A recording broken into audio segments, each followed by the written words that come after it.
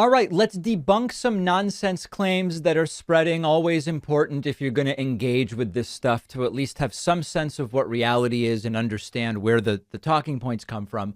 Now, one of the things that I have said before is that very often the completely incorrect, wild, destructive conspiracy theories from the right have like a kernel of truth in their origins. Now, I don't mean that the conspiracy theory itself has an element of truth, but what I mean is what catalyzed the conspiracy theory is something that is true that's like very generally in the universe of what they're talking about. And we're going to look at a clip here of Lara Logan. Lara Logan used to sort of be a respectable journalist. She has gone completely off the rails. We've covered some of her anti-Semitic stuff. We've covered all of her different conspiracy theories. She seems completely disconnected from reality. And she spoke somewhere, you know, who the hell cares? It's another, there's this circle, this speaking tour circle where the crazier the things are that you have to say, the more likely it is that you'll get more of these gigs. And Lara Logan claimed that illegal immigrants who cross the border illegally get a social security number at the border and that then they can just go and vote. Now, none of that is true. I will tell you after we look at the clip, what is the likely origin of this. All right, let's take a look. Questions, because it was quite satisfying having all the answers. However, they said they could not make a decision at this time and they would let me know. That's true. But they asked me two very interesting questions when I went there. They asked me if I'd be willing to take up arms to defend the Constitution of the United States of America. Isn't that interesting? They seem to have forgotten that part, right? And then, among the many interesting parts of this is you look around you and, what you have to remember is that they don't actually believe in citizenship. Oh. And now, when people come across the border illegally, I have this confirmed from Border Patrol agents who are actually physically doing this, they get given a social security number. They get given one. They get given. That's interesting. And people in the crowd go, right. Why would they get a social security number? That doesn't make any sense. But the crowd just, right. They get assigned a social security number when they cross. I'm not sure how many of you are aware of that. And if you really want... Well, the people aware of it are wrongly aware of it because it's not true, and we'll get to that. I don't know when the cheating starts. It's long before you get to the polls, right? I mean, think about it. It starts with the census. It starts with counting illegal immigrants in the census. How do you determine how many members of Congress you get? Population size, right? So how does, California has all these delegates at the Electoral College. And now, of course, the reason California has all those electoral votes is California's population is genuinely massive. It's bigger than like most countries. But also the larger your population, at least in some general sense, the larger number of undocumented immigrants that might also be there. You don't just get more money from the federal government for your increased population. You don't just get more congressional candidates representing you. But what else do you get? You get an opportunity to pad the voter rolls.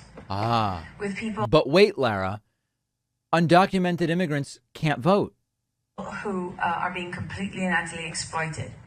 And there's one thing that I've learned as I've been investigating this is they love euphemisms, right?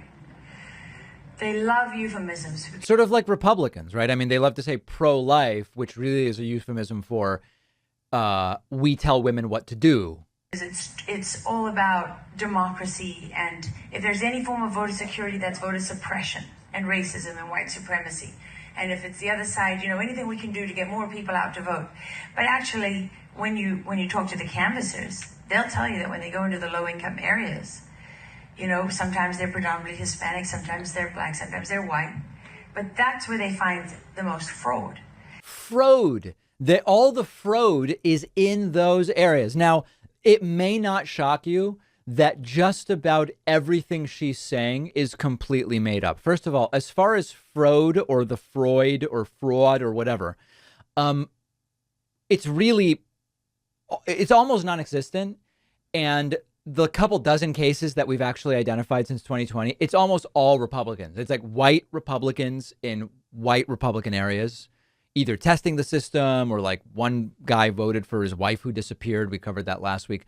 But most importantly, the stuff about undocumented immigrants are getting social security numbers at the border, which then allows them to vote. Aaron Reichlin-Melnick explained the truth about this on Twitter. Aaron's the policy director for the American Immigration Council and used to be an immigration lawyer.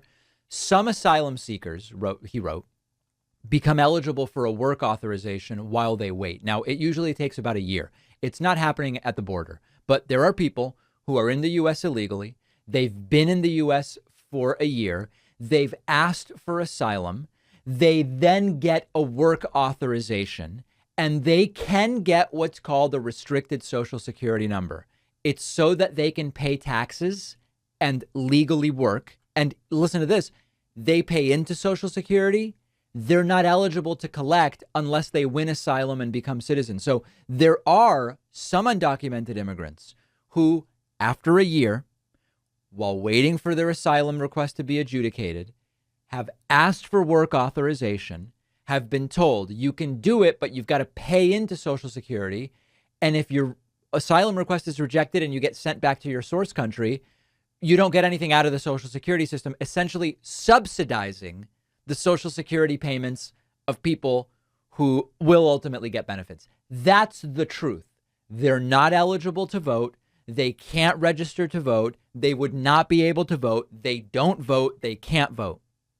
So that's the kernel from which some of these conspiracy theories originate. Asylum seekers can sometimes eventually get a restricted Social Security number. And that becomes, at the border, you just show up and they give you a Social Security number. And next thing you know, you're voting for Biden. A complete and total farce. Does Lara Logan know that she's lying? I think she probably does. On this particular one, I think that she probably does. Let me know what you think.